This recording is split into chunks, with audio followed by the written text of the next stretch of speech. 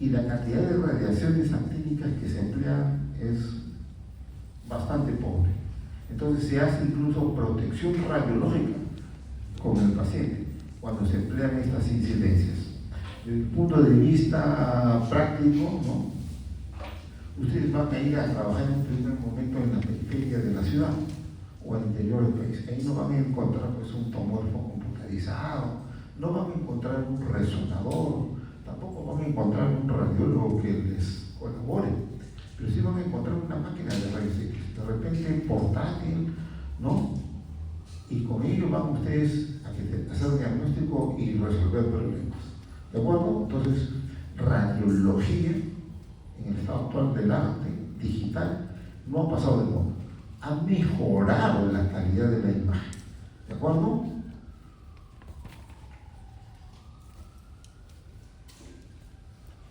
Desde el punto de vista, entonces, del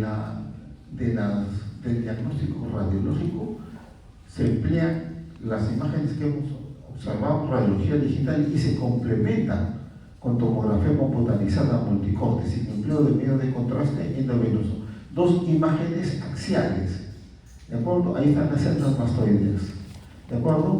Este es el conducto auditivo externo, se ve perfectamente la caja del tímpano ahí, y se ve el oído interno y el conducto auditivo interno. O sea, con tomografía computarizada se puede observar y estudiar perfectamente todo el oído. ¿Se emplea resonancia magnética? Sí. Ahora vamos a ver por qué. Se emplea resonancia magnética siempre y cuando uno sospeche que hay procesos expansivos en el oído interno. Acá tenemos entonces el conducto auditivo externo, la caja del tímpano se ve perfectamente, aquí están los canalículos semicirculares, la cóclea y el conducto auditivo interno. Perfecto, la celda mastoidea solo se ve posteriormente. Patología de los huesos temporales. Podemos encontrar hipoplasias, agenesia de los conductos auditivos y malformaciones de los vestíbulos. Quiero decir que las malformaciones congénitas en el oído interno, en la caja del tímpano, son un poco raras. Más encontramos agenesias o hipoplasias, ¿no?, en las celdas mastoideas y en el conducto auditivo externo, con agenesia del pabellón del oído. Entonces, en el oído externo podemos encontrar atresias o hipoplasias, ¿no?, y otitis externa maligna, o sea, neoplasias malignas también podemos encontrar acá. El carcinoma epidermoide a nivel del oído externo. Acá tenemos unas imágenes de atresia del conducto auditivo externo. Solo hay en el lado derecho, en el lado izquierdo no hay. Sin embargo, miren ustedes, la caja del tímpano está perfecto, el conducto auditivo interno está perfecto, la cóclea y los conductos semicirculares están ahí. Lo que ha sucedido nada más es que no existe el conducto auditivo externo. Acá tenemos, ¿no?, ausencia del conducto auditivo externo, las celdas mastoideas están perfectamente bien. ¿De acuerdo? Bueno, es una fotografía en la que puede uno hablar de hipoplasia del pabellón de la oreja y con tomografía computarizada se hace el diagnóstico de ausencia del conducto auditivo externo. En el oído medio también podemos encontrar hipoplasias, colestetoma, que aparentemente es bien común, las otitis medias, conjuntamente con la mastoiditis, es la patología más predominante en el oído medio, sobre todo en los niños.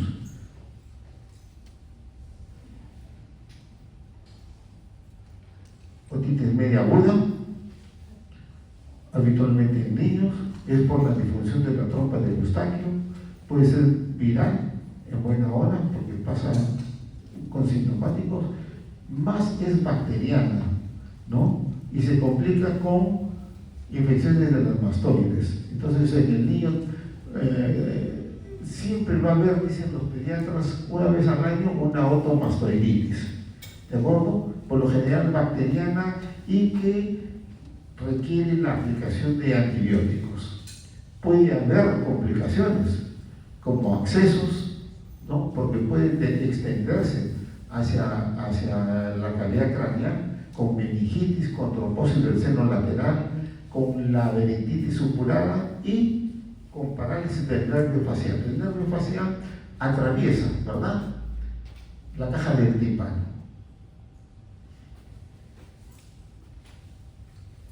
Otitis media aguda,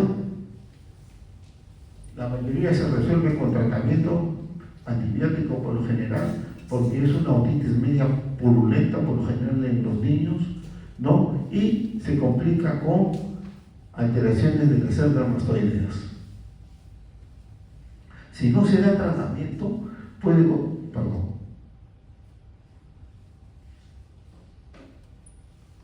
conducir a una otitis de tipo crónica. Acá lo tienen, miren ustedes, dos esquemas. Normal, está alineado en la caja del tímpano y en esta otra está supurando, ¿no?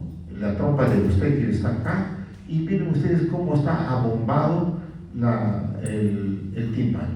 Entonces el otorrino lo que hace es punzar el tímpano para que la supuración se extienda y pueda resolverse el problema infeccioso. Acá lo tienen, miren, comparando el lado normal con el lado afectado. La caja del tímpano está radiopaca de densidad de partes blandas, a diferencia del control lateral que tiene aire en su interior, este es el martillo, acá está el martillo también, y miren ustedes cómo está opacificado, ¿no? Y las mastoides también están comprometidas, no hay aireación de la mastoide. Entonces el paciente está haciendo una otomastoiditis. Debe ser de tipo bacteriana y requiere tratamiento de tipo antibiótico. Las otitis y las mastoiditis, por lo general, se diagnostica clínicamente. Entonces, cuando ya el tratamiento antibiótico no rinde, entonces recién se manda a hacer unas radiografías o una tomografía computarizada. Por lo general, el pediatra, el otorrino, el clínico hace el diagnóstico, ¿no?, conversando con el paciente y examinándolo, ¿no?, haciéndole la semiología. La clínica es lo más importante dentro de la medicina. Aquello que ustedes están iniciando a aprender, la semiología, conversar con el paciente, interrogar al paciente, examinar al paciente. Y ahí está el 80% del diagnóstico. Y estos son exámenes auxiliares de ayuda diagnóstica. ¿De acuerdo? El colesteatoma es raro en los niños, en los lactantes. Dicen que puede haber colesteatoma de tipo congénito. Yo realmente nunca lo he visto. Entonces, ¿qué es el colesteatoma? Que es relativamente frecuente. Es una cavidad tapizada de epitelio escamoso en la caja del tímpano y en las mastoides, que se llena de epitelio escamoso y detritos queratinizados y que da origen a una masa. Eso es la definición de colesteatoma. ¿Cómo se hace el diagnóstico? Primero la clínica, si el paciente ha sufrido otomastoiditis, y después la tomografía computarizada, que por supuesto es complementaria y que da mejor información que la radiografía. ¿De acuerdo? Entonces vamos a ver una imagen de baja densidad por detrás y arriba del antro mastoideo y debajo de la lámina dural, con destrucción ósea, con desplazamiento de los osículos algunas veces, y puede producir pues erosión o lesiones líticas en los huesos de la caja del tímpano. Imágenes, acá está. Ven ustedes cómo tiene comunicación con la caja del tímpano y se ha llenado de detritus, de células escamosas, ¿no? Esto es lo que se conoce. Y ha habido afectación de las células mastoideas. Entonces, este es el colesteatoma. Los pacientes que sufren de mastoiditis crónica o de otitis crónica tienden a hacer este tipo de patología, colesteatoma. Acá tienen, miren ustedes, la otitis. Acá tienen ustedes la caja del tímpano. Este es lo normal, este es lo patológico, ¿no? Y aquí tiene un esquema de anatomía patológica en la que podemos observar el colesteatoma. La mastoiditis es una infección, pues, de las células mastoideas con destrucción ósea y puede haber complicaciones si es que no se corrige el problema. ¿Qué vamos a observar en una mastoiditis? Vamos a observar hiperemia y edema de las mucosas en las células mastoideas, con acumulación de exudado seroso que luego se convierte en exudado purulento, con sustitución del aire de las células. Las infecciones pueden provocar cese de la neumatización de las células mastoideas, así como disminución de volumen de las mismas células. Acá lo tienen desde el punto de vista radiológico. Miren, no hay neumatización. Este es el orificio auditivo externo. Entonces, las células mastoideas que se han infectado adquieren otra densidad de partes blancas. Y desde el punto de vista clínico, lo que se observa, pues, es la hiperemia, el aumento de volumen, dolor, fiebre, malestar, hipoacusia, ¿no? Y hay que corregirlo inmediatamente con antibióticos. Si no da resultados los antibióticos, entonces incluso puede requerir intervención quirúrgica, ¿no? Drenar la pus a este nivel.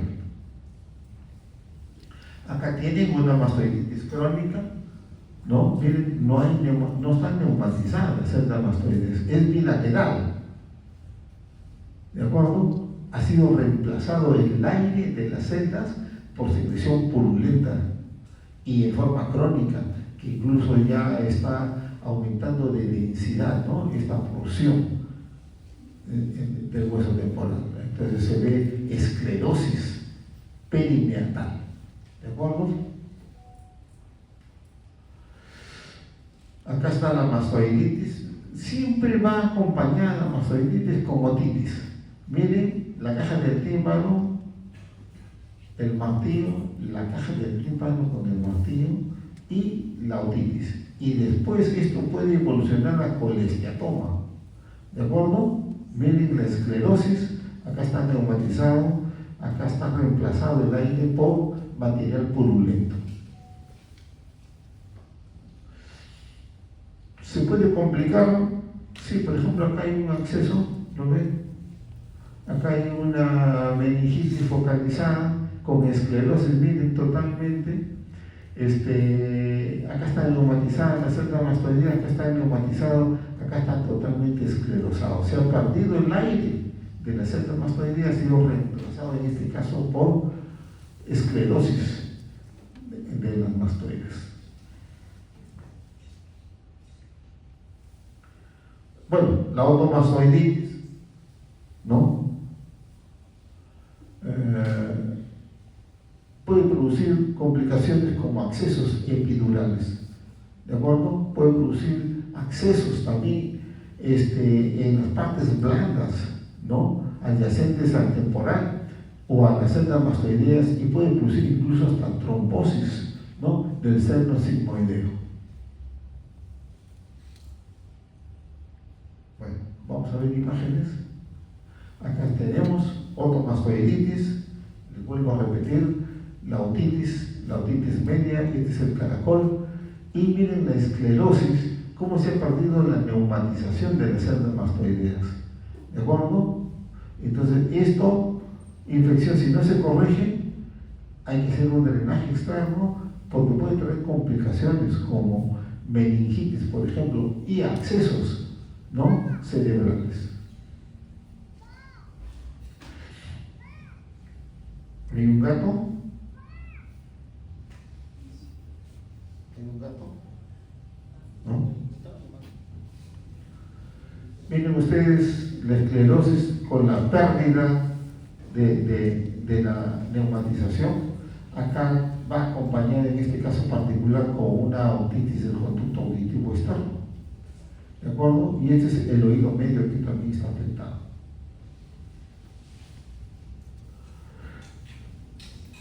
Miren ustedes la lisis, la destrucción de las mastoides con la extensión, de la infección hacia las partes blancas, se está produciendo acá un acceso. ¿De acuerdo? Entonces, este es una infección de larga data que ha permitido pues todos estos cambios anatómicos. Mientras en el lado izquierdo aparentemente todo está correcto, en el lado derecho se ha perdido la neumatización, se ha perdido los límites, ¿no?, de las mastoides, y hay una extensión de la infección hacia las partes blandas, ¿no?, con formación de un acceso.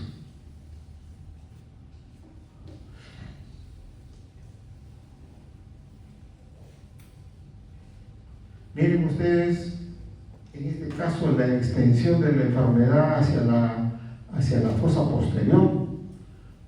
Hay un acúmulo de pus a este nivel, ¿no?, que lo convierte pues en una situación muy riesgosa para el paciente, con aumento de las partes blancas, porque también debe haber infección a este nivel. Entonces hay un acceso en la fosa posterior, afectando, ¿no?, al lóbulo derecho del cerebelo.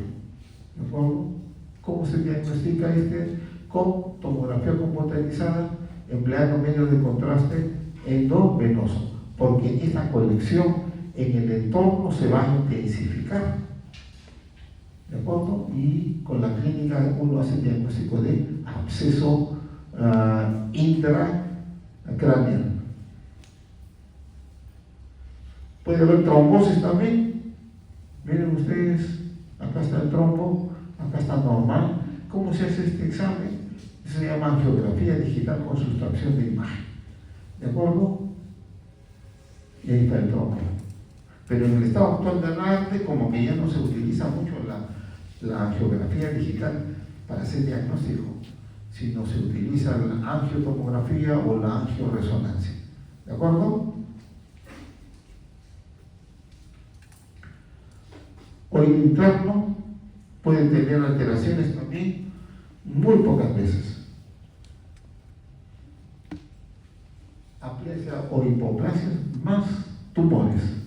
Más a ese nivel del conducto auditivo interno se ven tumores.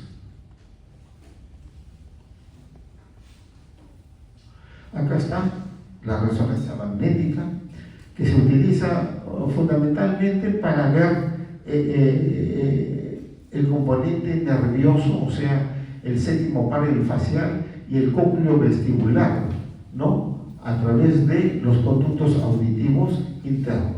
Esta es una resonancia magnética en T2, se ven perfectamente los nervios. ¿De acuerdo? Ahí está el cócleo vestibular y el nervio facial que lo atraviesa. Entonces, los procesos expansivos a ese nivel, fundamentalmente que afectan a los filetes nerviosos, los famosos neurinomas. Pero los nervios también están cubiertos, ¿no?, por meninges, ¿verdad?, y por las células de Schwann, que producen pues la mielina, ¿verdad? Entonces podemos tener procesos expansivos primarios del nervio y procesos expansivos primarios también de la meninge, los meningiomas, ¿no?, o los schwannomas, que son los más frecuentes a ese nivel. ¿De acuerdo? ¿Cómo hacemos el diagnóstico? Bueno, tomografía computarizada, si tenemos la suerte, miren ustedes, ahí está. Perdón. Ahí está el proceso expansivo y se ha empleado un medio de contraste endovenoso y se ha intensificado. ¿De acuerdo? Entonces, si tenemos la suerte de verlo con tomografía computarizada, en buena hora. El conducto auditivo externo, que no lo estoy mostrando, debe estar muy expandido, ¿no?, porque este tumor que empieza a ese nivel lo expande, lo erosiona. Entonces, acá tenemos otro meningioma, son los más frecuentes, ¿no?, en el conducto auditivo interno. Ahí tienen, ¿no? Con contrastes endovenosos, como son neoplasias ricamente vascularizadas, se intensifican marcadamente con la sustancia yodana. ¿De acuerdo? Y ahí tienen la resonancia magnética. Esta es una imagen axial T1 con gadolinio, que hace las veces de sustancia de contraste. El gadolinio es una sustancia paramagnética que se emplea algunas veces para estos tipos de exámenes. Esta es una reconstrucción en computadora, una imagen coronal. Ahí lo tenemos, el proceso expansivo, ¿no? Un neurinoma del acústico. Acá está, perfecto, se ve. T2, ahí tienen ustedes el proceso expansivo, ¿no es cierto? Y este es T1 con contraste, con gadolinio. Entonces vemos perfectamente, en este caso fue un schwannoma, es un tumor de las células de Schwann, las que producen la mielina, ¿verdad? Ahí está. Para eso empleamos fundamentalmente la resonancia magnética. Pero por supuesto, siempre vamos a arrancar con una tomografía computarizada multicorte con empleo de medio de contraste endovenoso, porque son las máquinas que más tenemos en los centros de salud de tercer nivel, como el hospital donde yo trabajo. Resonancia magnética es un poco más difícil, la asequibilidad, porque son máquinas mucho más complejas, mucho más caras, ¿no? Entonces, arrancamos siempre con una tomografía computarizada con contraste, y si el paciente tiene asequibilidad, una resonancia en buena hora. Acá está otro meningioma, se ve perfectamente con resonancia magnética. Este es T2, cuando se hace la secuencia potenciada en T2 no se emplea el gadolinio, se hace sin sustancia paramagnética, ahí lo tienen ustedes, se ve perfectamente, ¿no? El conducto auditivo externo con este tumor.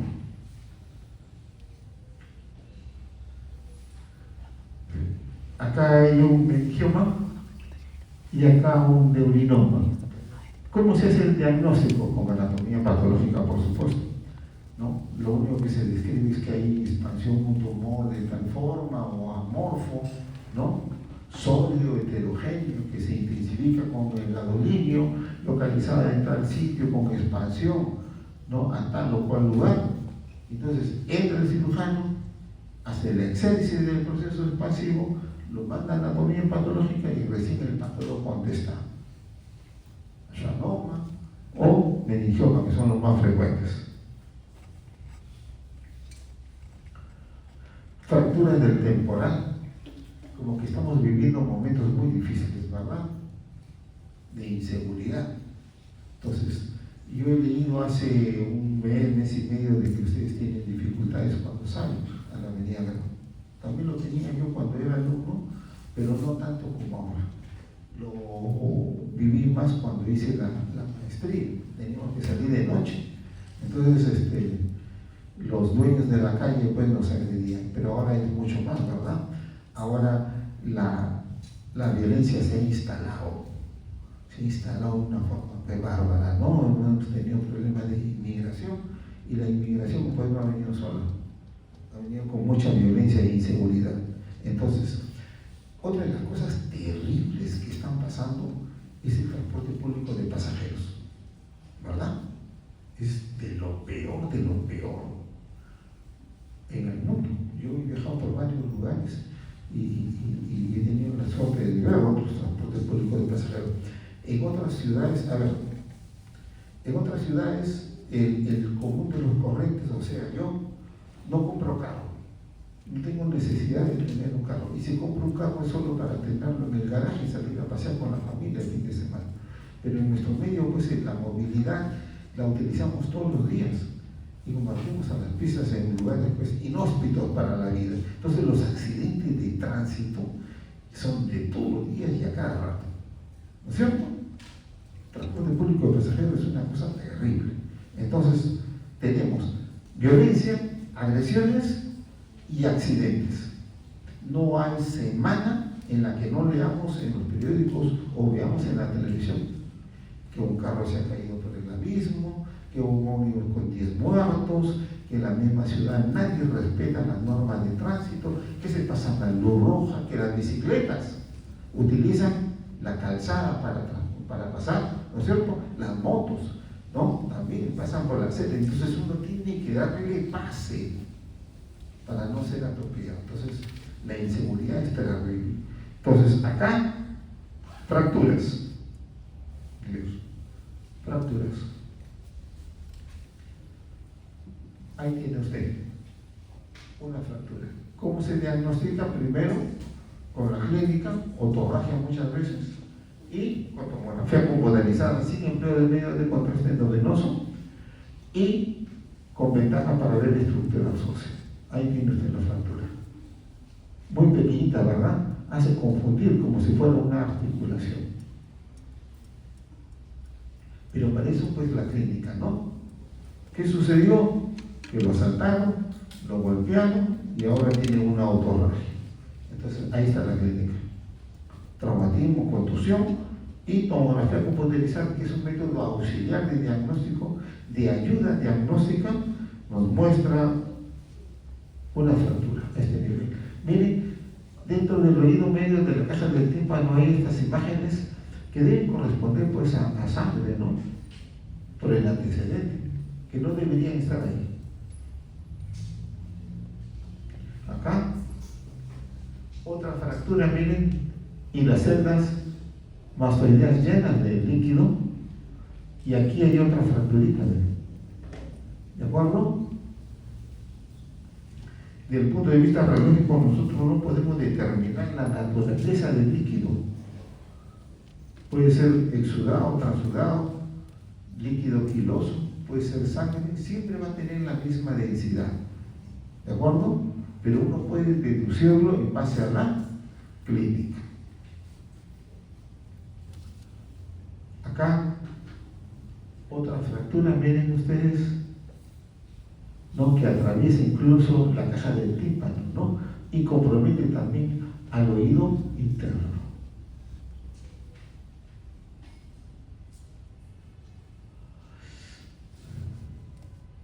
En este caso, estoy mostrando dos imágenes de tomografía computarizada del cráneo. Una que correspondía a un meningioma, pero no del hueso, sino de la meninge, de la fosa media izquierda. Lo que produce es remodelación, hiperostosis cortical, hiperostosis del hueso, el meningioma. Y en este otro caso es una displasia fibrosa del temporal, un pseudotumor del hueso, ¿de acuerdo? Senos paranasales. Desde el punto de vista de la imagen, tenemos las radiografías que se empleaban bastante, que bueno, todavía podemos seguir empleándolas, pero en el estado actual del arte, la tomografía computarizada helicoidal es el método de elección, es el gol estándar, ¿de acuerdo? La resonancia magnética se emplea ¿cuándo? Se emplea cuando el paciente no puede ser sometido a una tomografía computarizada porque las radiaciones actínicas están contraindicadas. Por ejemplo, en una mujer embarazada, en un niño, ¿de acuerdo?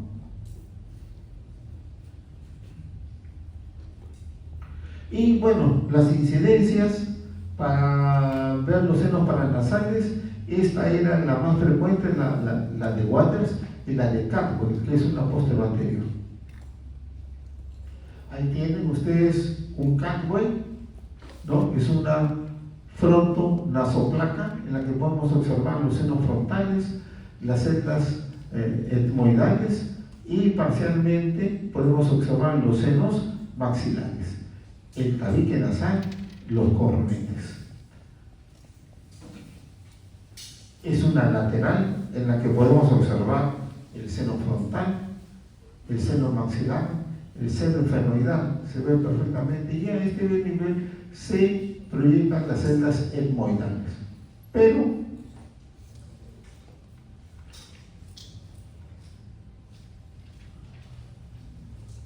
no se ve tan bien. Esta es una Catwell, que es la que más se utilizaba, en la que podemos observar los senos maxilares, el tabique nasal, los cornetes medios, los cornetes inferiores y el seno frontal.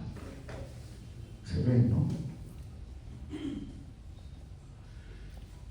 Pero en el estado actual del arte ha mejorado mucho la visualización de los senos paranasales. En tomografía computarizada, que es el gol estándar, vemos perfectamente en esta imagen axial y en esta reconstrucción coronal el seno frontal, por ejemplo. Se ve perfectamente, ahí digamos. En este otro caso, miren ustedes las celdas etmoidales, anteriores, medias, posteriores. Este me parece que es un volumen parcial del seno esfenoidal. Sin embargo, en radiología como que hay cierta dificultad. Entonces, afortunadamente, en el estado actual contamos con tomografía computarizada, sin contraste endovenoso. Cuando se trata de sinusitis, por ejemplo, dicen los protocolos que no debe emplearse contraste endovenoso, solo sin contraste endovenoso, ¿de acuerdo? Y el gol estándar es la tomografía computarizada multicorte. No se emplea ya tanto radiografía. Acá tenemos los senos maxilares, así se llaman, ¿verdad? El tabique nasal, miren ustedes, está angulado, y los cornetes inferiores, cuya mucosa está engrosada. ¿De acuerdo? Miren ustedes la belleza, ¿no?, de la imagen y la gran información que nos da. En este otro caso, la imagen axial, y esta es una reconstrucción en computadora, imagen coronal. Los cornetes inferiores, los cornetes medios, se ven perfectamente, ¿no es cierto? Y volumen parcial de las celdas etmoidales y también volumen parcial del seno esfenoidal. Acá tenemos el seno esfenoidal, en una reconstrucción en computadora, es una imagen coronal, se ve perfectamente el seno maxilar. Y este también es una reconstrucción en computadora. Ahí tienen ustedes al seno esfenoidal, las celdas etmoidales, el seno frontal. Este es el cornete medio, ¿de acuerdo? Se ve, y las celdas etmoidales están acá. Entonces, miren ustedes la gran información que nos dan estas imágenes. El tabique nasal se ve perfectamente. Ahí está el tabique nasal. Este está normal, este está ligeramente angulado. Después, los cornetes inferiores, la porción infundibular por donde sale el moco de los senos maxilares, los cornetes medios. Acá tenemos una presentación, ¿no?, que se llama bulas. Acá está, ¿no? Y acá podemos observar perfectamente, ¿no?, cómo la zona infundibular por donde va a salir el moco del seno maxilar de este lado.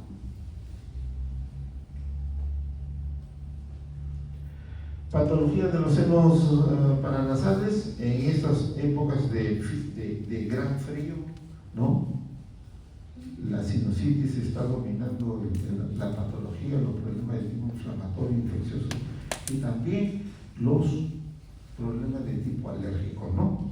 Entonces, sí, esta patología lo diagnostica fácilmente el otorrino, el clínico, el pediatra con la clínica, pero algunas veces se van a complementar con tomografía computarizada multicorte sin empleo de medios de contraste endovenoso. ¿De acuerdo?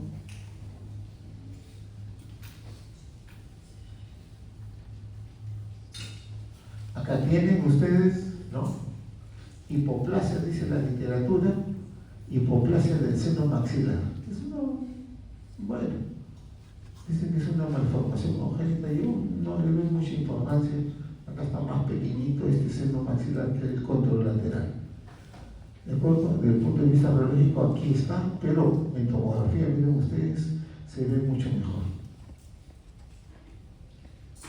Acá está tabicado.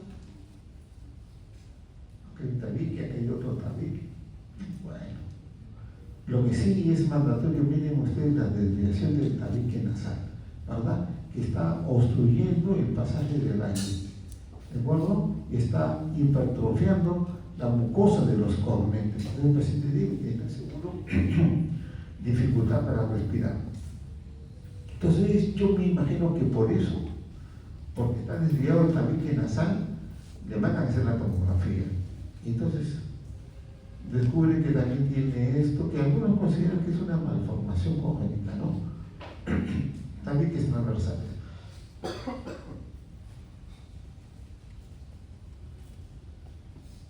Concha bulosa que se ve en los cornetes medios. Acá está una reconstrucción coronal. Este es del lado derecho, del lado izquierdo. Acá está en una imagen axial del lado derecho, del lado izquierdo. Concha bulosa. Tenemos seguro, no nos damos cuenta, no trae dificultades significativas. Salvo que hagamos sinusitis, entonces se descubre en forma casual, ¿de acuerdo? Conchas bulosas, ahí está. Estas creo que las pegué, estas imágenes del día de ayer en la noche. Lo que sí llama la atención es la desviación del tabique nasal y el engrosamiento de la mucosa, de los cornetes inferiores. Claro, las dificultades. Desde el punto de vista radiológico, uno no puede diferenciar si es que está la mucosa engrosada o si hay hipertrofia pues, de la función ósea del cornete. Pero desde el punto de vista de la tomografía computerizada, sí es mucho más sencillo la desviación del tabique nasal ligeramente y el engrosamiento de la mucosa, tanto de los cornetes medios como de los cornetes inferiores. Sin embargo, el resto del examen aparentemente es normal, ¿no? Hay buena aireación o neumatización de las celdas etmoidales y de los senos maxilares. Cuerpos extraños, nuevamente la violencia, la policía y sus represiones dicen que Maduro sí daña los derechos humanos, ¿no? Pero nuestra presidenta no es la Virgen María. No es así. La policía en todas partes del mundo emplea muchas veces la violencia para reprimir las manifestaciones en las calles. Y en este caso, un cuerpo extraño, un perdigón. Entonces, no son imágenes digitales, sino de hace mucho tiempo. Entonces, cuando se cambiaba de posición al paciente, el perdigón cambiaba de posición también. Entonces, estaba dentro del seno maxilar, afortunadamente. El ojo no había sufrido daño alguno. Este es el problema mayor de nuestro medio. La sinusitis, que es un proceso inflamatorio y que se puede convertir en un proceso infeccioso también. Entonces, por lo general, las cavidades van a estar sustituidos su aire, ¿no?, por secreciones purulentas algunas veces, ¿no?, que se pueden observar perfectamente por las imágenes. Quiero decirles que la sinusitis es un proceso patológico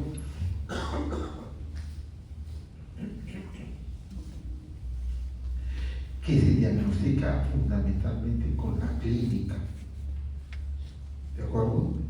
Entonces uno va al médico, doctor, no puedo respirar, me baja mucho moco por la nariz, entonces el médico lo examina todo, ya, sinusitis, hace su receta, antibióticos, antiinflamatorios, ¿no?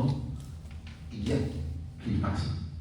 Entonces, en algunos casos, seguro, ante la existencia de repente del usuario externo, va a requerir exámenes de imágenes. Acá está lo que hacíamos. Esta es una water, esta es una catwalk, perdón. Esta es una water, esta es una catwalk. Vean ustedes la opacificación del seno maxilar izquierdo. El seno maxilar derecho está aireado, el seno maxilar izquierdo está opacificado. Entonces, estas imágenes se hacía con el paciente en decúbito prono, pero en el estado actual se hace con el paciente de pie. De manera tal que si están afectados los senos, se puede dar nivel hidroaéreo. ¿De acuerdo? Entonces no hacer estas incidencias en decúbito, sino de pie. Acá se trata, no mucho, ¿no? Está en decúbito y esta está de pie. Miren ustedes, debe decir a ellos en ambos lados, bilateral.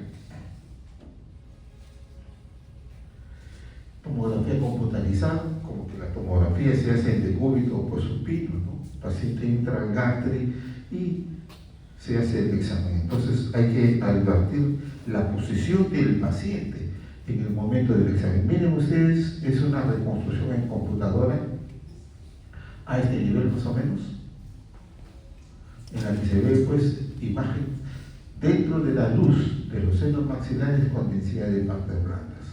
¿De acuerdo? También las células etmoidales del lado izquierdo están comprometidas. Y este es en decúbito supino, ¿no? Una imagen de tipo axial. Y ahí hay todavía un poquito de aire. Entonces están engrosadas marcadamente la mucosa de los senos maxilares, del seno esfenoidal también del lado izquierdo, y también está afectadas las células etmoidales del lado izquierdo. Entonces acá tenemos que recordar nuestras clases de anatomía. ¿Por dónde desagua el moco de estos senos? En el caso del seno maxilar y las células etmoidales anteriores y del seno frontal, por el meato medio, ¿verdad?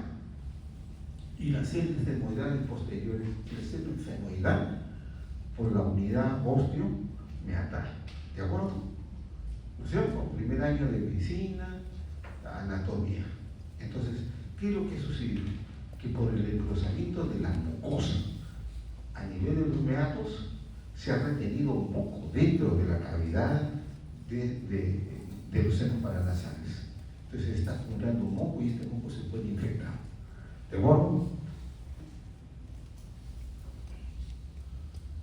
Nuevamente, de pie, en este caso es unilateral. Miren ustedes, aquí está el nivel hidroaéreo y acá está el nivel hidroaéreo para vigilancia. Entonces, si van a emplear solo radiología, tiene que ser de pie. ¿De acuerdo? No de cúbito prono.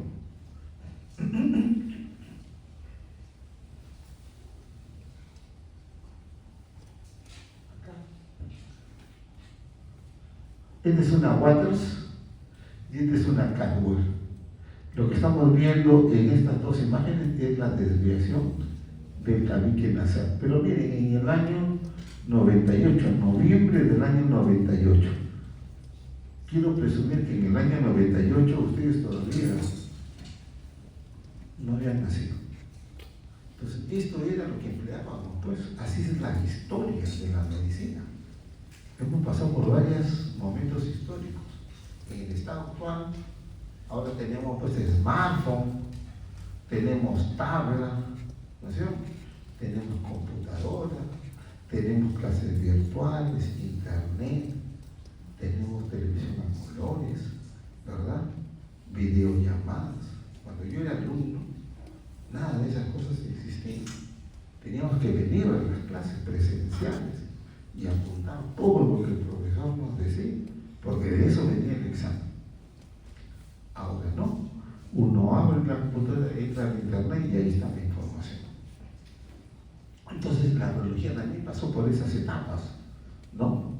En que se utilizaban pues placas de rayos X, revelador, fijador, se utilizaban los reveladores automáticos hasta que vino la era digital. Entonces, en el estado actual del arte ya no se emplean placas de rayos X, sino detectores. Y esos detectores procesan la imagen y la mandan a la computadora. Y en la computadora, en el disco duro, los archivamos. Entonces, vamos a nuestras casas y ahí tenemos el archivo en la computadora o en la tabla. ¿No es cierto? Mándame la clase por el WhatsApp. Fabuloso, ahí te mando la clase. Cuando yo era alumno no había nada de esas cosas. Entonces eran etapas de la historia. Así también pasó la radiología. Después de la radiología aparece la tomografía computarizada. Y ahí está. Por supuesto que en los principios de la tomografía computarizada la resolución de la imagen no era como las que les estoy mostrando. Ha ido mejorando la calidad, los softwares han ido mejorando. Las máquinas se han hecho un poquito más compactas, más pequeñas y con una velocidad fabulosa. Échate por favor, ya se puede levantar. Oiga, tan rápido, sí, ya está el examen. Vaya nomás, señor. Medio minuto. Ahí tiene usted, mire, las celdas etmoidales comprometidas, el seno esfenoidal, como que está en el decúbito supino el paciente, tiene un nivel hidroaéreo. Esta es una reconstrucción en computadora, en este caso es bilateral, miren ustedes, perdón, bilateral acá, ¿no es cierto? Miren las regiones infundibulares como que está engrosada la mucosa, no permite el desagüe normal del moco, ¿verdad? Por el meato medio. Y las celdas etmoidales también retienen moco. Y en este otro caso, la unidad osteomeatal es la que está comprometida, por eso que no desagua el seno esfenoidal y las celdas etmoidales posteriores. Esa es la interpretación fisiopatológica.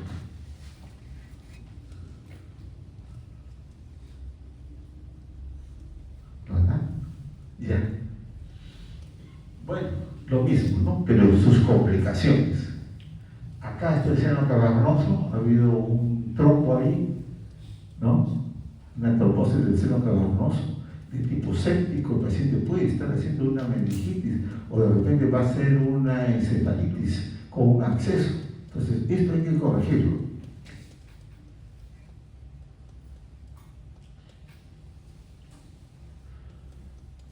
Sinusitis crónica.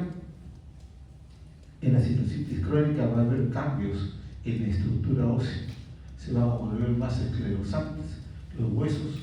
El engrosamiento de la mucosa permanece ahí. En este caso está sangrando un poquito. Miren ustedes, me baja moco con sangre, doctor. Ahí está la explicación, ¿no? Y la larga. Entonces, en estos climas tan malignos como lo que estamos viviendo, estaba lloviendo esta mañana bastante, ¿no? Y es difícil venir, porque todo está mojado y el aire que respiramos es totalmente, ¿no?, húmedo, ¿no? Entonces nos afecta el aparato respiratorio. Los niños son los que más sensibilidad, porque sus sistemas todavía no están maduros, no están tan desarrollados como los. En el caso particular, nosotros ni siquiera nos protegemos una chalina, una casaca, un gorrito. En el caso del niño es un poco más difícil el manejo. Entonces, los problemas crónicos, sobre todo respiratorios, es mucho más frecuente.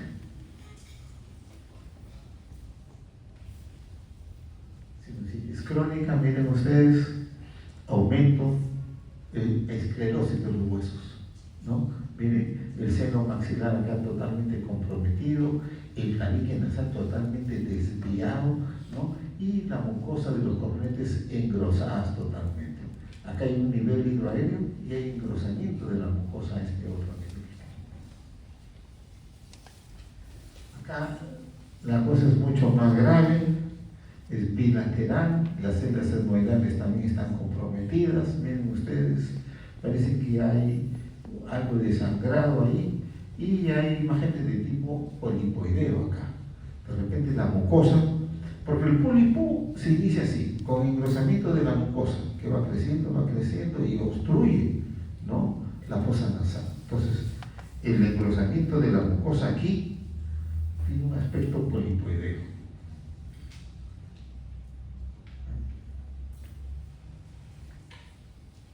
Y en este caso, el tabique nasal está totalmente desviado y angulado. En alguna oportunidad le pregunté a un médico, le dije, ¿por qué en Europa las personas tienen la nariz remingada y nosotros la tenemos arqueada? Entonces me dijo, mira, es por el clima, por la presión genética y además hay algo más. Los europeos, sus narices son muy débiles y en el caso de nosotros, nuestras narices son mucho más fuertes. Entonces me dio la explicación. Miren ustedes, desviado el tabique nasal, lo que dificulta muchas veces el pasaje del aire, la respiración, respiramos por la boca muchas veces, con los problemas estos de la faringitis, de las amigdalitis, la laringitis. Entonces hay que corregir quirúrgicamente este asunto, que es característico de nuestro grupo étnico. Somos así porque nuestra genética, nuestro ambiente así lo ha querido.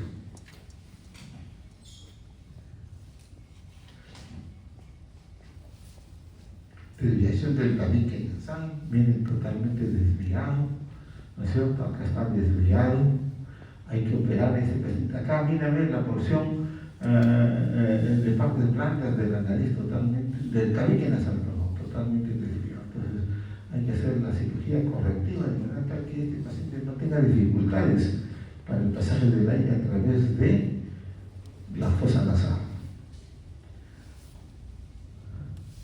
Bueno, acá es mucho más severo, ¿no? Miren ustedes, totalmente angulado, lo que trae consigo por la grave dificultad para respirar, con engrosamiento de las mucosas, mire usted, ¿no? Una concha bulosa ahí, aquí una concha bulosa acá también. Es una forma de presentación. Yo pienso que la concha bulosa no es una patología congénita, ¿no? Me parece que es una forma de presentación. Así como las orejas nuestras, algunas son puntiagudas, hacia atrás, hacia adelante, como que quisiéramos volar. Entonces la concha bulosa a mí también me parece que es así.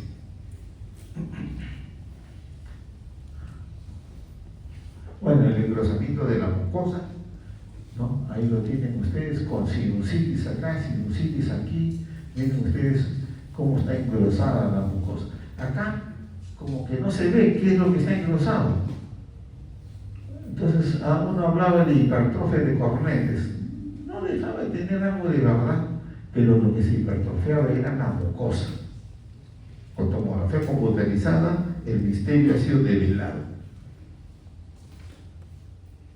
Quistes mucosos, engrosamiento de la mucosa con retención ahí.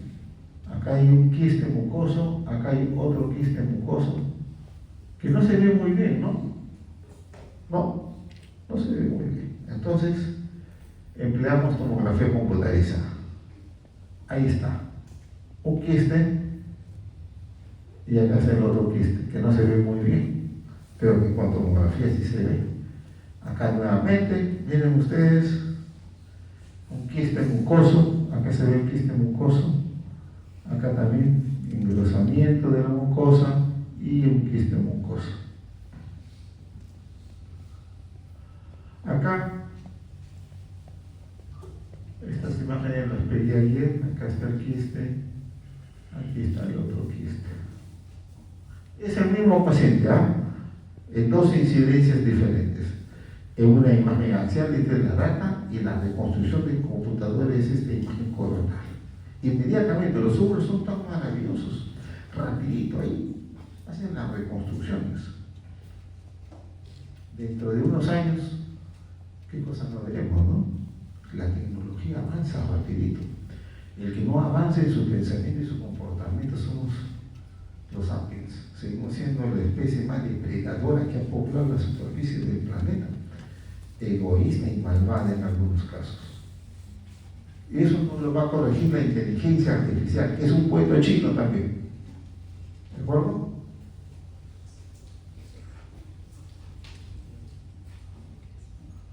Bueno, y las masas benignas, los pólipos que son los más frecuentes, los papilomas que no son tan frecuentes, y las neoplasias benignas desde el punto de origen osteogénico. El osteoma, estamos desarrollando el curso del músculo esquelético y seguro que han hablado de tumores benignos de origen osteogénico, ¿verdad? Entre ellos, a la cabeza, el osteoma. Bueno, y el mucosele también, que es benigno, pero que es por obstrucción de los agujeros por donde se desagua el moco. Y va anulándose, el moco va expandiéndose y se forma lo que se conoce como un mucocele. Pólipo nasal, uno o varios radiocapacidades se van a ver en las radiografías, tienen una forma circular y oval, bordes contornos bien definidos, densidad homogénea, no compromete la pared donde está alojada en el seno, ¿no? En la tomografía computarizada no capta contraste, o sea, no se intensifica, no se modifica con la sustancia de contraste porque son lesiones netamente avasculares. Pero no necesita uno colocarle contraste, sino describir, observar la lesión. Y punto, ese es el diagnóstico. Acá tiene un pólipo nasal, miren, con ventana para ver la estructura ósea, con ventana para ver las partes blancas. Ahí está el pólipo. Es el engrosamiento de la mucosa a este nivel. Así se inicia el pólipo. Avascular, lesión de tipo benigna. Acá vienen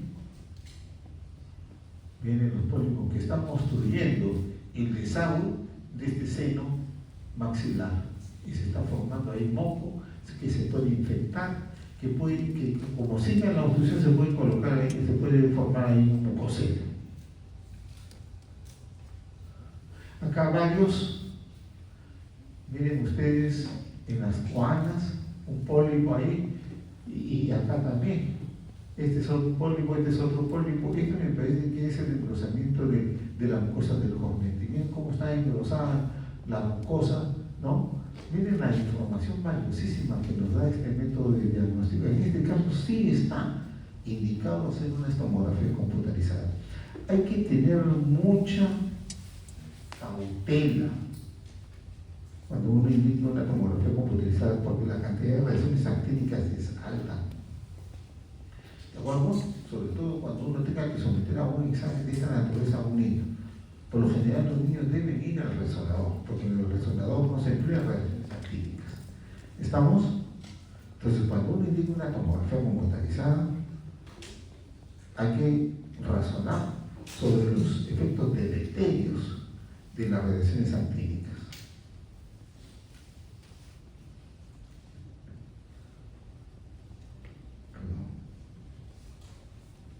Acá está, miren ustedes la sinusitis, un quiste mucoso a ese nivel, el marcado engrosamiento, la obstrucción, ¿no? De las regiones infundibulares, la retención del moco, ¿no? En las células etmoidales y el engrosamiento de la mucosa de los cornetes, sobre todo del lado derecho, y la desviación del tabique nasal. Cómo está marcadamente desviado el tabique nasal, lo que a la larga pues, nos ha traído este tipo de dificultades. Hay que corregir el problema infeccioso inflamatorio y después al paciente seguro que va a tener que ser sometido a una cirugía correctiva.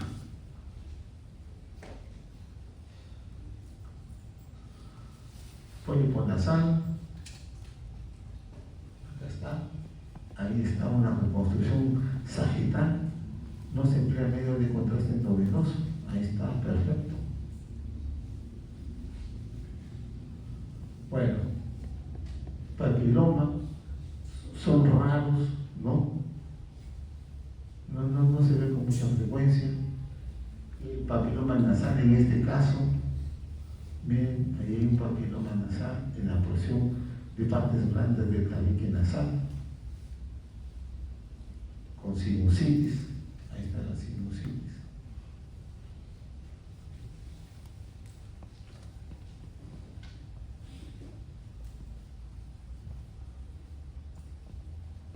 Ahí está el papiloma, es una reconstrucción sagital.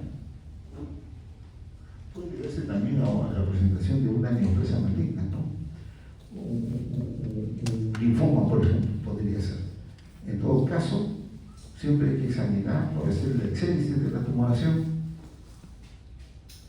mandar la anatomía patológica y esperar. Acá otro pólipo nasal, mucho ya creo, aquí es el pólipo, acá está la reconstrucción coronal, perfecto. El engrosamiento de la mucosa de los, ¿no? de la nariz. el osteoma, que es una neoplasia benigna de origen osteogénico.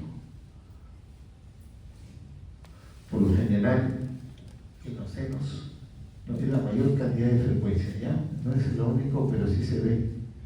Ahí tienen ustedes, esta es una Waters, esta es una Caldwell, y esta es una tomografía computarizada. No corresponde a las radiografías que hemos visto, pero para fines didácticos, sí, ahí está. Ahí está, en esta reconstrucción y esta otra reconstrucción, la data es esta. Ahí tienen ustedes, es un tumor esclerosante de contornos bien definidos, ¿verdad? Netamente asintomático, es un hallazgo. Es un hallazgo, de repente el paciente vino por otras cosas y se encuentra esta lesión ahí. Es un tumor de tipo benigno. Acá tiene el más grande que yo he visto, era familiar de un médico muy amigo mío, que también es docente aquí en la facultad. Me pidió por favor. Entonces hicimos primero sus radiografías y después lo hicimos su tomografía computarizada. Ahí está, es un tumor sólido, homogéneo, de contornos definidos, altamente denso, de origen osteogénico, osteoma. El mucosete es una colección líquida por obstrucción, ¿no? Del desagüe normal del moco. ¿Ya? Entonces van a encontrar un seno bien distendido y radiopaco, ¿no? Las paredes se adelgazan, porque es un proceso expansivo al final. Y en la tomografía computarizada se va a ver que esta lesión no se intensifica con la sustancia ayudada, porque es una lesión netamente vascular, es acúmulo de moco. Ahí lo tienen. Ahí tienen el mucosel. ¿Qué fecha tiene esto? No está, a ver. 9 años tiene este niño. ¿Qué fecha? No está la fecha. No, lo tengo hace tiempo. Ahí tienen otro mucosel. Ahí está. Cómo se expande, ¿no? Se adelgaza. La pared se adelgaza, miren ustedes. Y se acumula el moco ahí. Y es netamente vascular, pero estas tomografías se hacen sin contraste. Entonces no se va a ver. Pero si le emplean medios de contraste venoso, no va a haber aumento de la. Ahí tienen una resonancia magnética, ¿no? Ahí tienen un mucosel. Rara vez llegamos hasta esta es una tomografía sin contraste, o sin sustancia paramagnética, que es el gadolinio, en una imagen potencial de T2, ¿no? Otra, bien antiguas, otro mucosel. A ver, acá, el nasoangiofibroma es un tumor benigno de origen vascular. Por lo general es parafaringio, por lo general es de todos nosotros los jóvenes, varones, que sangran profusamente, pero que se comporta como si fuera una lesión de tipo maligna, porque infiltra rápidamente, ¿no? Los contornos donde se localiza. ¿De acuerdo? Varones, más que damas. Entonces, miren ustedes, acá hay una radiopacidad, se nota perfectamente la radiopacidad. Entonces, este debería haber sido complementado con otro tipo de examen, con la tomografía computarizada. Miren, en este caso sí se emplea medios de contraste endovenoso en la que se ve la lesión. Ahí está la lesión, que se expande rápidamente, ¿no? Y que se intensifica marcadamente con la sustancia ayudada, puesto que es una lesión muy vascularizada. 20 años, 22 años, varones fundamentalmente. Ahí tienen nasoangiofibroma, miren ustedes, inmenso, ¿no? Bueno, estos pacientitos pues vienen del interior del país, ¿no? No son de acá del campo urbano, vienen después que han pasado por una serie de situaciones. El chamán, el brujo, las hierbas, ¿no? Y luego ya cuando ya no hay solución, ya lo remiten a la capital. Es el infortunio sistema de salud muy pobre y también de un nivel cultural muy difícil, ¿no? Yo nunca he visto una crisis cultural tremenda. Yo les voy a decir algo. Cuando uno sale de su casa, en la puerta de su casa encuentra un regalo del perro, ¿no es cierto? Camina por la vereda y todo está infectado por el perro. Ese es el nivel cultural en el que nos estamos desenvolviendo. El transporte público de pasajeros, el microbusero, el tipo que cobra, que no se baña nunca, y tiene la sinvergüencería de tocarte todavía, de empujarte o de lanzarte del carro, ¿no? Es algo que nunca lo he visto en otras partes. Ustedes van a viajar más que yo. Vayan a ahorrarles desde ahora para que viajen.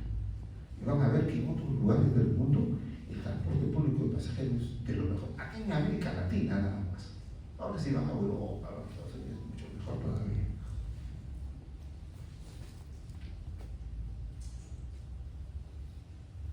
Bueno, dos imágenes axiales de la misma lesión. Creo que es uno de los casos más grandes que he visto. Tumores malignos, el carcinoma epidermoide del seno maxilar es más frecuente. Sarcomas muy poco, linfomas sí.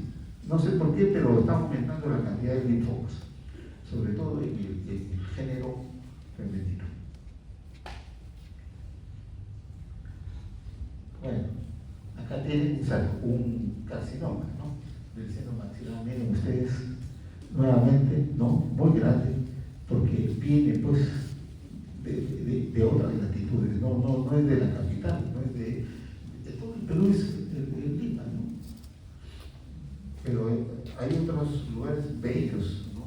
Cusco, por ejemplo, Trujillo, quitándole, por supuesto, la violencia, ¿no? Entonces, estas personas vienen del interior del país. Ya cuando no ha dado resultados, ¿no? El cuy, el huevo, ¿no? Las hierbitas, ¿no? Cuando la lesión está muy expandida. Miren ustedes cómo destruye, ¿no? Cómo destruye, cómo se expande totalmente.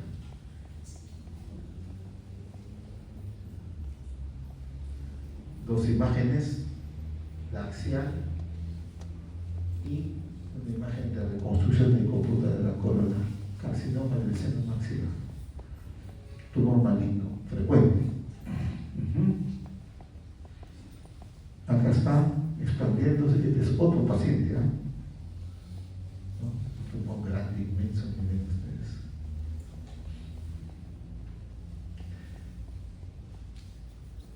Un linfoma en la naricita, ahí está, ¿eh?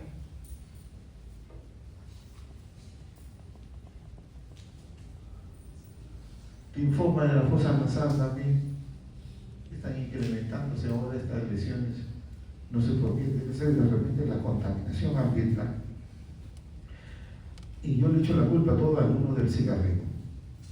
Hace años hubo una campaña en San Fernando que dio resultados.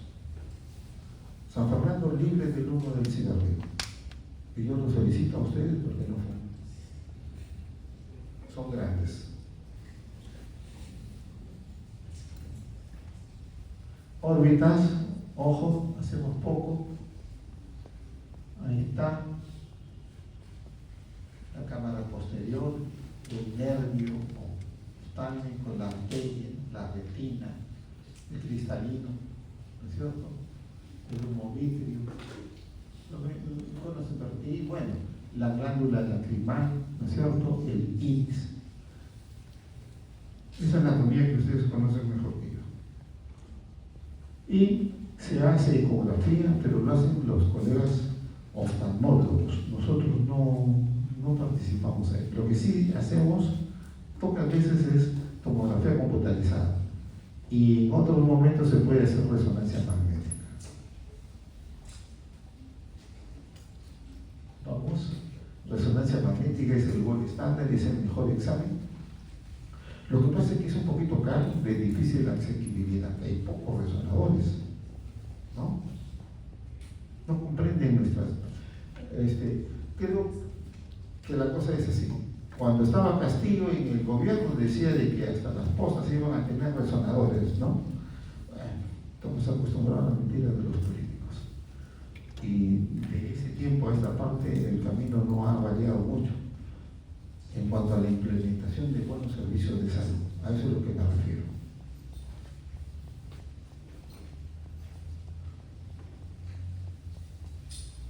Ecografía, ahí está, cristalino, se ve perfectamente la cámara anterior, la cámara posterior.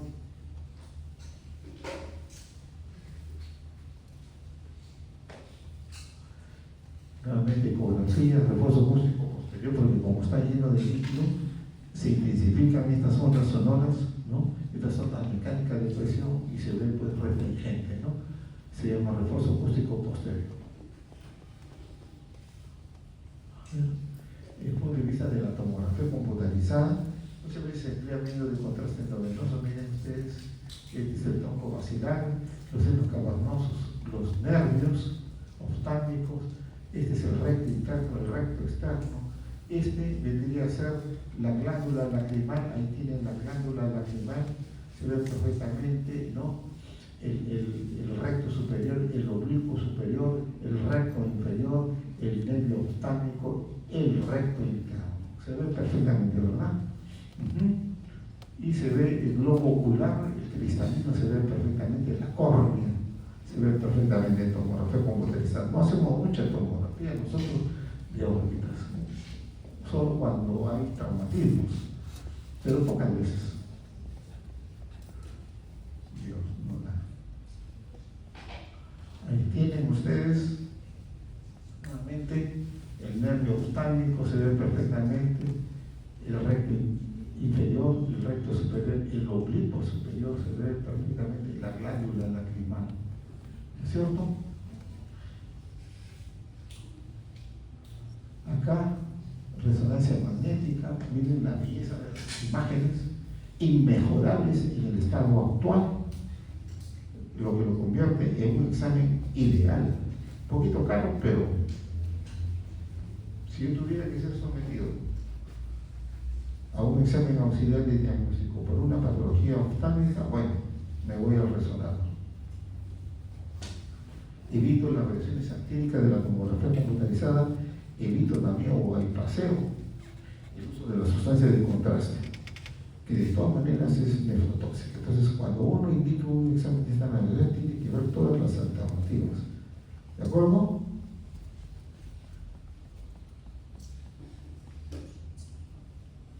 Ahí está. Es muy similar a la tomografía computarizada, ¿verdad? Los mismos parámetros anatómicos que hemos visto en tomografía computarizada lo vemos en resonancia magnética. Patología de los órbitas, lesiones inflamatorias, que son las que mayor frecuente se ven, pero se utiliza más para procesos expansivos, ¿no? Para procesos expansivos y para lesiones traumáticas, por la violencia que estamos viviendo, ¿no es cierto? Entonces, para los procesos inflamatorios, pocas veces. Hay una patología que sí, a ver, que es cuando el paciente está haciendo hipertiroidismo.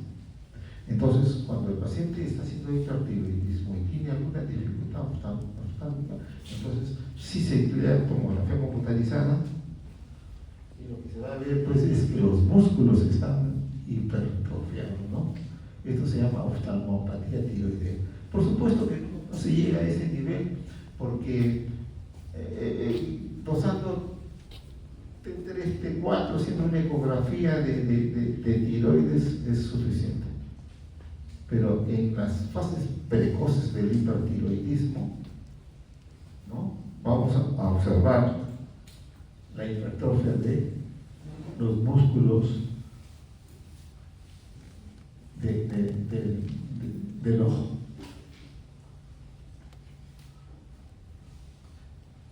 Ahí tiene usted el músculo del recto interno bien hipertrofiado, ¿verdad? Pero la grasa permanece, este es el nervio oftálmico, no hay ninguna alteración, las alteraciones son por fuera de los núcleos fundamentalmente. Los cuerpos extraños, nuevamente, miren ustedes un perdigón, este sí estaba dentro del ojito. Ahí está, corre de los pies. Lo van a ver ustedes en las guantes que hagan, y sobre todo lo van a ver en el interior del país, cuando ustedes vayan a hacer salud, así se llama, ¿verdad? Con el examen que nos está preparando el señor ministro. Yo hice Cecilia, que es una cosa atroz. Menos mal que lo cambiaron, ¿no? A cerumbis.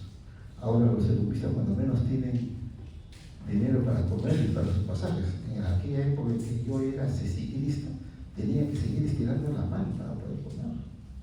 Una cosa terrible, ¿no? Pues entonces esas injusticias sociales que se ven, que se están viendo y se verán peor, pero yo creo que vamos a dejar de ser una nación para convertirnos en una aldea muy violenta.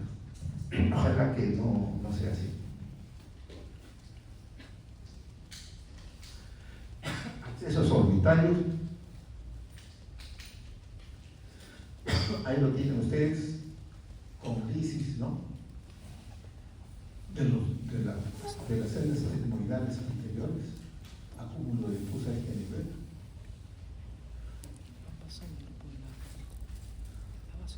Pseudotumores orbitarios, no lo vemos con mucha frecuencia, pero bueno, son procesos inflamatorios idiopáticos, dice la literatura, ¿no?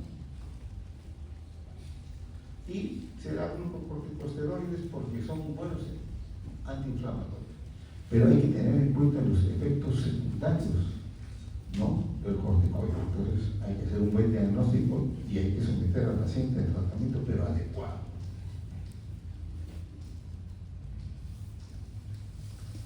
Ahí lo tienen, un pseudotumor del tipo inflamatorio, debe ser de origen inmunológico, ¿no? Melanoma orbitario,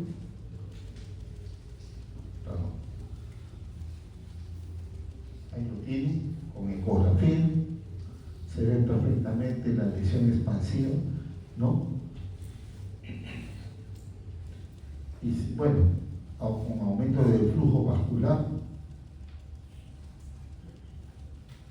pero el examen ideal, por supuesto, es la resonancia magnética. Ahí la tienen, T1 sin contraste, T2 sin contraste también. Ahí está el melanoma. Lo vemos perfectamente, ¿no? Qué maravilloso es este examen, ¿no?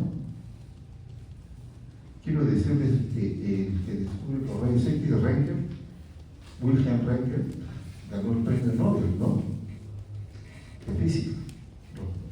Y no sabía qué es lo que estaba viendo, por eso que le puso X, rayos X. Después, Hanfield, que construyó el primer tomógrafo computarizado de la historia, también ganó el premio Nobel de medicina. Sin ser médico, sin ser ingeniero, era más que un técnico de comunicaciones. Después aquellos que construyeron los primeros resonadores, que estudiaron para construirlo, también ganaron el premio Nobel de medicina. Esto para traer a colación la importancia que tiene en la historia, ¿no?, de nuestra especie en la superficie de nuestro planeta. Son hitos históricos muy importantes.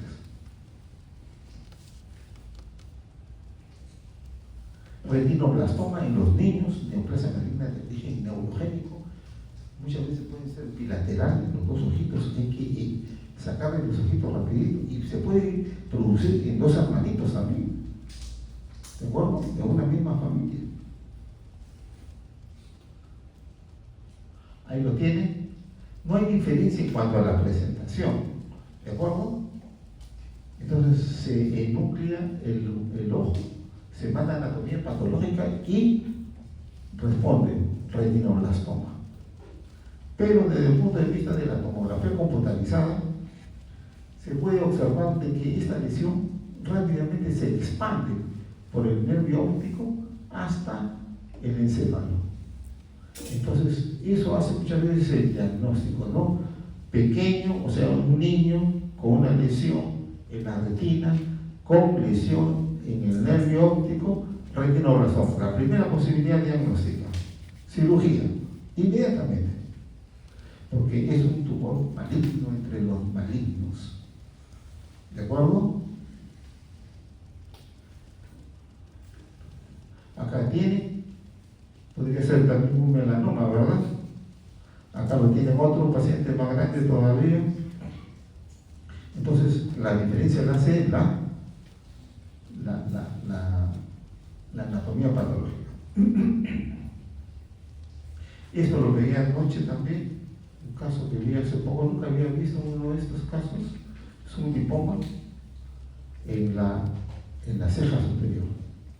¿Así se llama? No, perdón, en el párpado superior. Ahí está.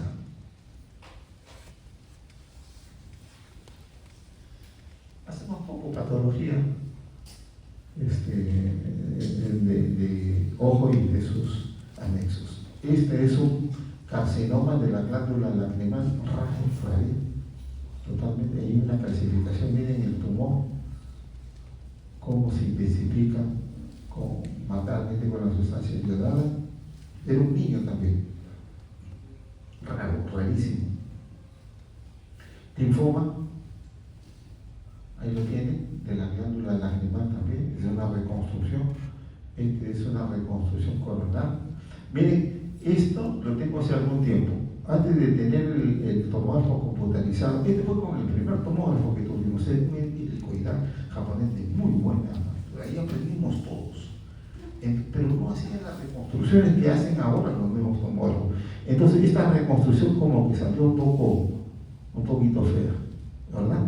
Pero ahora no, ahora con los software y estas máquinas maravillosas que tienen un recorrido tan rápido, las reconstrucciones son sumamente bellas.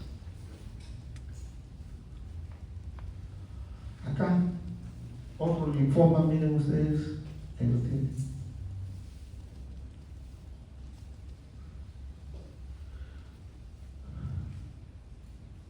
Acá, traumatismos, nuevamente volvemos a la violencia, accidente de tránsito, esas motocicletas, ¿no? Acá miramos, y de pronto se te aparece una bicicleta o una moto por detrás tuyo, ¿no?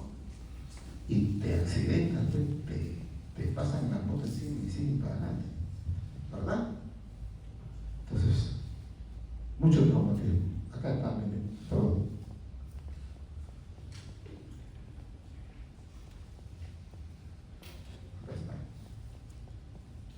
Sangrado, gran sangrado dentro del globo ocular. Por supuesto que uno dice que es sangre por la densidad y por el antecedente, ¿no?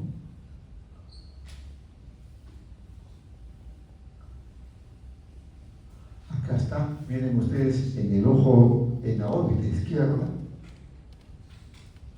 perdón, derecha, miren las fracturas, ¿no? Miren el hematoma acá de las partes blandas, ¿no? Entonces, para eso sí sirve el tomógrafo. No necesita usted echarle contraste endovenoso, con ventana para estructura ósea, múltiples fracturas.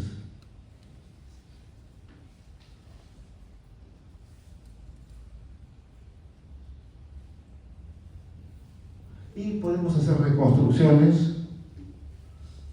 Esta es escala de grises. Y podemos hacer reconstrucciones en la computadora. Miren ustedes, ahí están las fracturas, ¿no? Bueno, el diagnóstico no parte de estas imágenes, ¿no?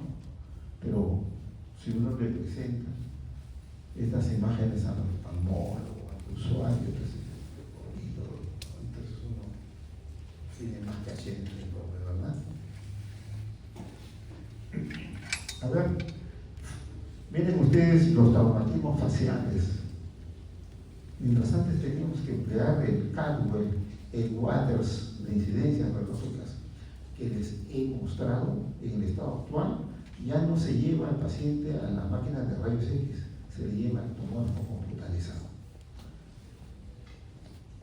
Y miren esta imagen en axial, hay tanta fractura, miren, del maxilar izquierdo, fracturas del cráneo, miren, Y después podemos hacer reconstrucciones. Reconstrucciones, qué bonito, ¿no? Y por supuesto después llamar al cirujano de cuello y cabeza. El Callao, en la provincia constitucional del Callao, yo nací en el Callao. Cuando yo era alumno, el Hospital San Juan era el hospital docente por excelencia de San Fernando. Entonces hice todos mis cursos allá.